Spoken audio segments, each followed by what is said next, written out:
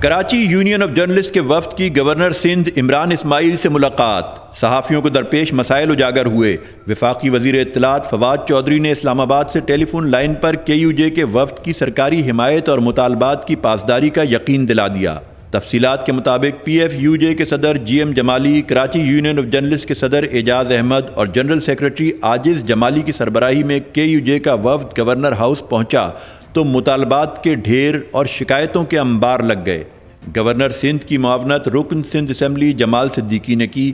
Governor Sindh کو بتایا گیا کہ تحریک انصاف کی حکومت آنے کے بعد سے 8000 صحافی بے روزگار ہو چکے ہیں۔ سندھ خصوصاً سکھر اور گھوٹکی میں صحافیوں کے ساتھ پولیس کا ناروا سلوک بڑھتا جا رہا ہے۔ جرنلسٹ پروٹیکشن بل کی راہ میں بھی رکاوٹیں حائل ہیں۔